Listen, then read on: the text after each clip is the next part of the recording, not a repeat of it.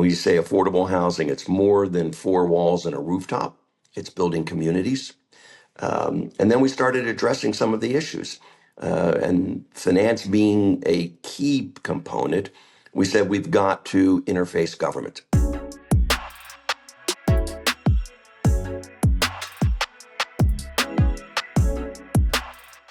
Welcome to Powerhouse, where we interview the biggest names in housing and ask them about their strategy for growth. I'm Diego Sanchez, president of HousingWire, and my guest today is Jonathan Wolf, CEO of Wendover Housing Partners. Jonathan, it's so great to have you on the show. Oh, it's a pleasure to be here. Thanks for having me, Diego. Well, please tell us more about Wendover Housing Partners. We're a Central Florida-based affordable housing developer. We do work from Texas through the Carolinas, and we're a company that's been in existence for a little over 35 years and focusing on affordable housing. So the problem that you're trying to solve is a big one, affordable housing. And it's a problem that has gotten worse over the past couple of years. So tell us about that problem that you're focused on solving and how you're going about solving that problem. You know, you can't go into any city or speak to any mayor or any politician without them saying one of their top three priorities is trying to do something about affordable housing.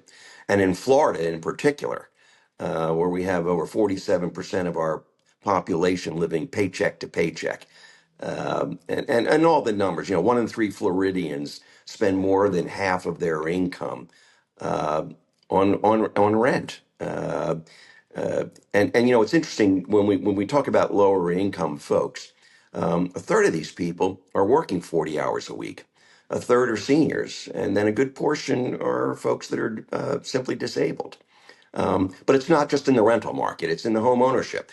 You know, I think, Diego, when your parents and my parents were trying to buy their home, they looked at taking 2 to 3 times their income for the price of a home. And today it's over 6 times. We're 7 million homes short, both rental and ownership throughout the country. And the real question is, how did we get here? And what are we doing about it? I like to say that the politicians admire the problem, but they're not so fast in trying to come up with the solution path. And so folks often ask me, well, what are the hurdles? What are the major impediments? We like to say location, location, location in real estate. And I say finance, finance, finance. I mean, that is definitely the cornerstone. The second is weak knees of the politicians. They all say, we've got to do something, and then show up to a city council meeting, and hundreds of people say, well, sure, but just do it somewhere else. Right. And then getting the land. So what Wendover has been doing is try to address those 3 impediments and move us from admiring the problem to solving the problem. And the problem is, how do we get and develop more affordable housing? And it's everywhere. So you've been leading the organization for over 30 years, which makes affordable housing your life pursuit in a lot of ways, at least with your career. Why did you choose affordable housing as that life pursuit? Well, like any young person, I certainly didn't start there. I didn't grow up wanting to be an affordable housing developer. In fact, my educational background all said I was going to end up in the State Department solving world peace and running around internationally. I started off in corporate finance internationally, and then morphed into real estate. And in solving an issue and solving a problem, while I couldn't fix all the issues of the Middle East, I said, you know what, there is something I could do locally, and that was affordable housing. And I started in the mid-90s, looked at the financing situation, looked at the availability of stock, and the passion of trying to do something for individuals brought me to this sector. And that's where we started. And we've been growing ever since. It's given us an opportunity to do something concrete. And when we say affordable housing, it's more than 4 walls and a rooftop. It's building communities. And then we started addressing some of the issues. And finance being a key component, we said we've got to interface government, both on the federal level and at the state level. And Diego, happy to say, for the first time in 20 years, we had a legislative victory in the big, beautiful tax bill. And we can talk about all the things that we don't like, but the one thing that we do like is the first time in 20 years, they've expanded financing for affordable housing. And at the state level, we worked and were able to achieve something called the Live Local Bill, which provided more funding and a pathway to zoning, which calls for affordable housing. So in the last year and a half, we have some legislative victories, finally at the federal and the state level, which has taken us decades to get through. That's really good news. And I think it addresses a little bit that finance issue that you talked about earlier. But to me, maybe the biggest issue with affordable housing is the NIMBY problem, right? And you addressed that earlier as well. How do we work through the not in my backyard mentality that I think a lot of projects encounter really across the country? We do, and it's everywhere, and that's the political weak knee that I talk about. I mean, I think we would all agree that housing is a human right. It's not a Democratic issue. It's not a Republican issue. It's a human issue.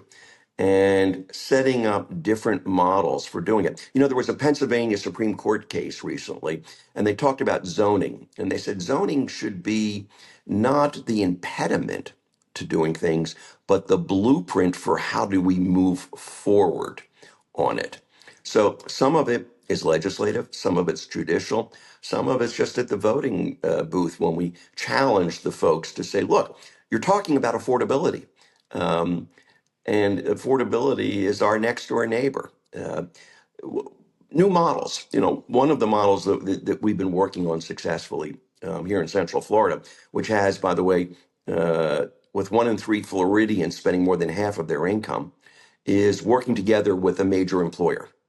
Uh, we've been working with Universal and Comcast to build 1,000 affordable homes within a few miles of their employment base. So bringing an employer in, and remember, for them, it's a self-serving because of recruitment and retention. You know, talk to any HR director, and they're going to say, "What's one of your biggest issues?" Well, it's keeping people, finding them and keeping them. Well, what's the challenge? Housing that's affordable and close to the employment base. So bringing the employer alongside of us can help fight that NIMBY issue when we bring it down and say, look, these are the people that are working within us. We did something legislatively in Florida this year as well with a bill to say that Board of Education and healthcare centers, if they want to contribute land and do something for their employees, they get a zoning exemption. Um, and that brings the NIMBY issue to the side rather than the forefront. So there are ways of doing this if you're bringing in both the employer and the government body at a higher level. You got to give cover to the local politician, even though during the election they said, sure, we want to do it. I mean, you know, just look at New York City. Affordability was the issue in that election. Now the question is, you know, how do they actually deliver on that promise? And we see that all the time. So we're looking for different avenues. And a lot of it is bringing the employer into it, major employer, and saying this is for their employees. It's such an interesting model, and I feel like it's one that can be replicated because what, like to your point, what local politician doesn't want to bring jobs to their locality? Like that's what a win-win, right? So is that something that you can replicate across your territory? We think so, Diego. We think it's not only in our territory, but we think it's a national model. You know, one of the other interesting pieces, we've started talking to the FAA. A lot of airports around the country have land, but they also have a large employee base, which is minimum wage or lower wage. And these folks are commuting an hour to 2 hours each way.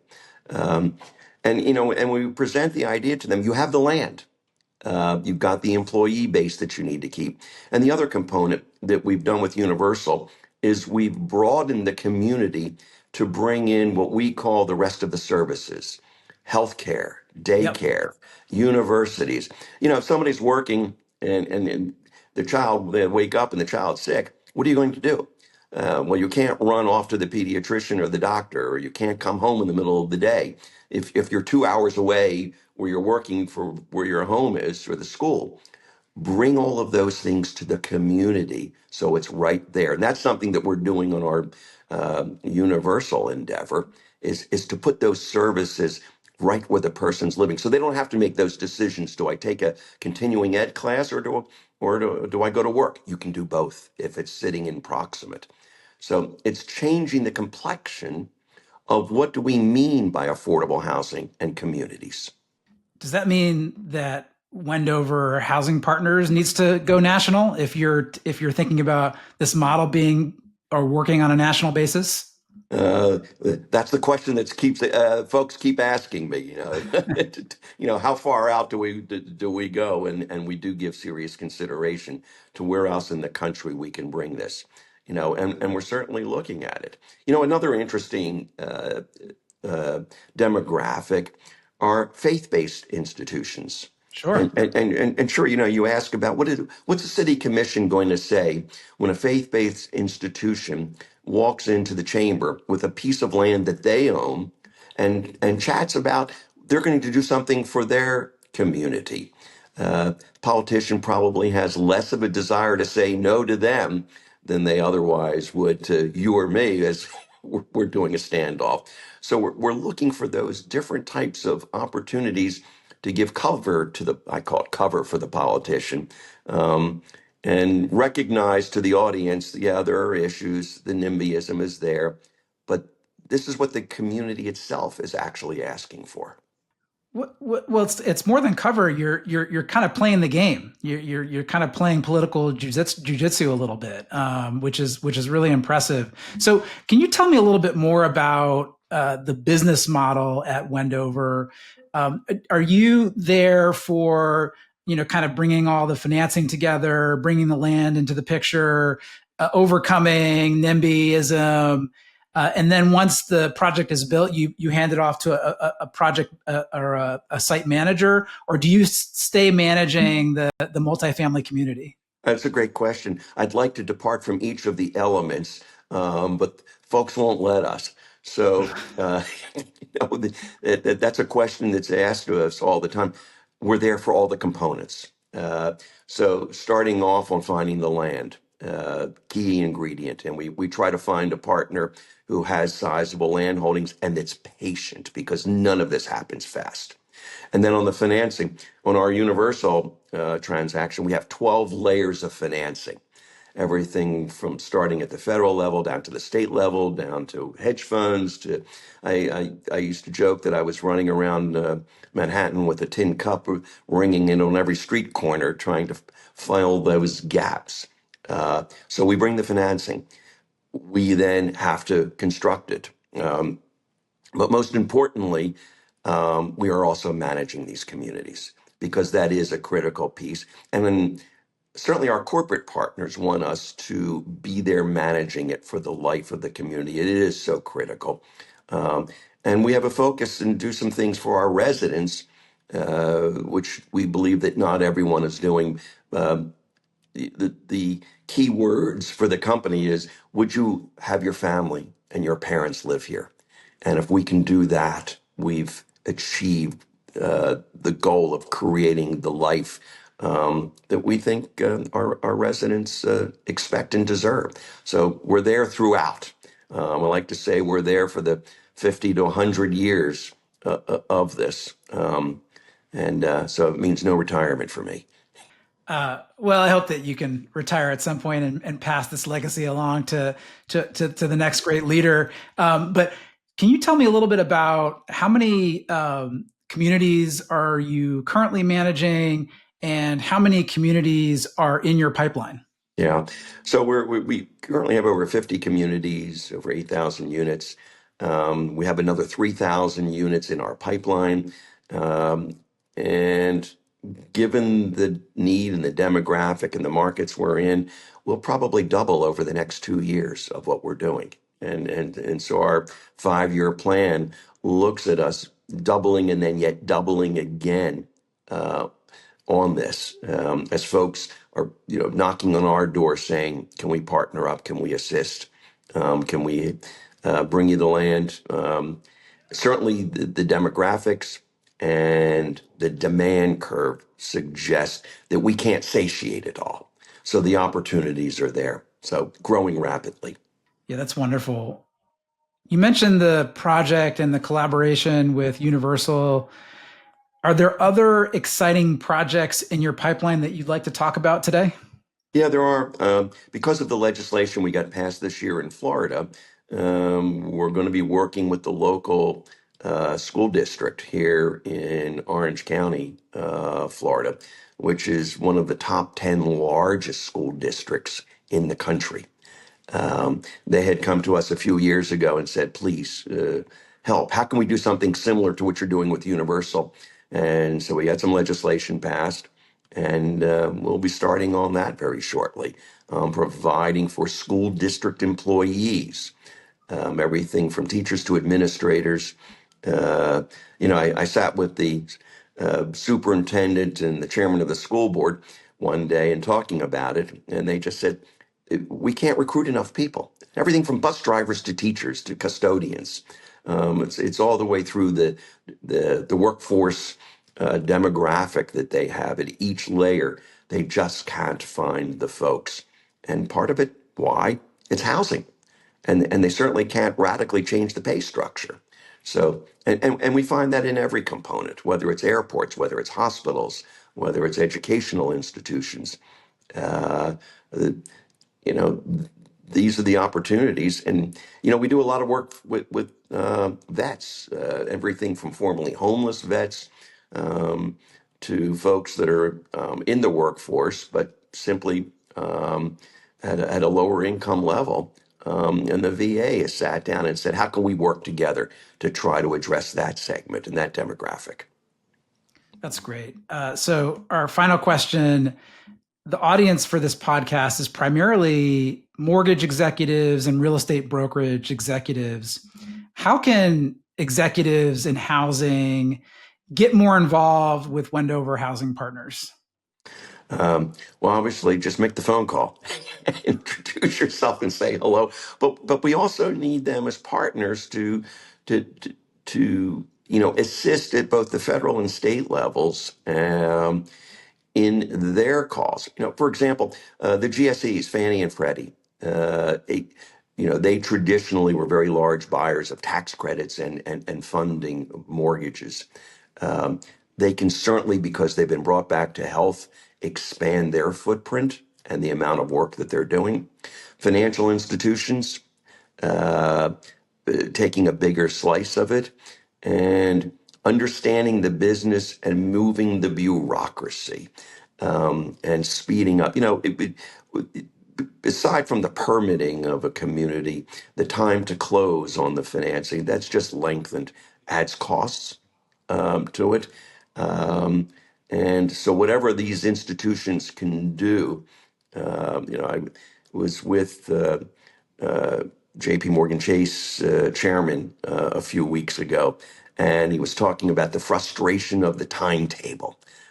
And he asked the same question: what can we do to help things? Now we know on the government side, uh, the bureaucracy will delay, but what can we do as a financial institution so that we are not the bureaucracy? And so it's expanding their footprint by allocating more resources, by doing more government affairs outreach, and also what can we do to understand the business and speed up our process to move these communities along? Well, Jonathan, I really enjoyed this conversation. You're up to some really interesting things and really moving the ball forward when it comes to affordable housing. Thank you so much for joining me today. It's been my pleasure, and I really appreciate your focus and time on this. Great to meet you.